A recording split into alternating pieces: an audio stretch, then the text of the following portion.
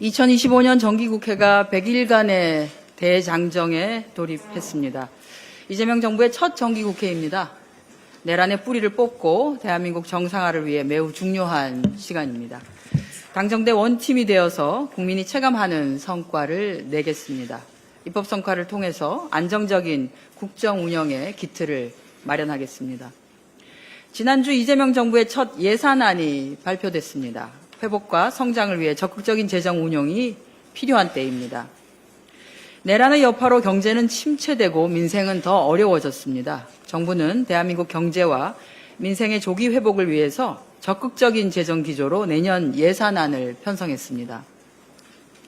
내년 예산안 총 지출 증가율은 8.1%로 인공지능, 바이오, 반도체 등 초혁신 산업에 대한 대규모 연구개발과 인프라 투자를 통해서 미래성장 기반을 마련하여 2026년 잠재 성장률은 1.8%로 그리고 2030년 잠재 성장률을 3%까지 끌어올리기 위한 것입니다.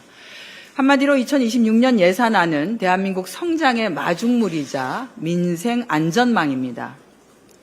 윤석열 정부가 망친 경제와 민생을 살리기 위해서 긴급하게 해야 하는 처방이자 치료제이기도 합니다. 내년도 예산안은 재정의 지속 가능성도 반영했습니다. 경기 침체기에 건전재정 기조는 오히려 재정 건전성을 저하시킬 수 있습니다. 지금은 적극 재정으로 경제를 살리고 성장 경제를 통해서 세수를 늘려 재정 여력을 확충하는 경제의 선순환을 정착시켜야 합니다. 국민의힘은 대한민국의 위기를 조장하고 선동으로 국민을 호도해서는 안 될 것입니다. 국민의힘은 GDP 대비 국가 채무가 늘었다면서 빚잔치 아니냐라고 주장합니다. GDP 대비 채무 비율은 2025년 대비해서 3.5%포인트가 오른 것으로 선진국 평균 73.1%나 OECD 평균 71.1%에 비하면 51.6%로 여전히 상대적으로 양호하며 관리가 가능한 수준입니다. 정부는 또한 불필요한 지출을 구조조정하고 의무지출 제도를 개편해서 재정의 지속 가능성 관리에도 힘을 싣겠다고 하면서 역대 최고 수준이라고 할 수 있는 27조 원 규모의 재정지출 구조조정으로 국채 발행 규모를 최소화하겠다는 의지도 보여주었습니다.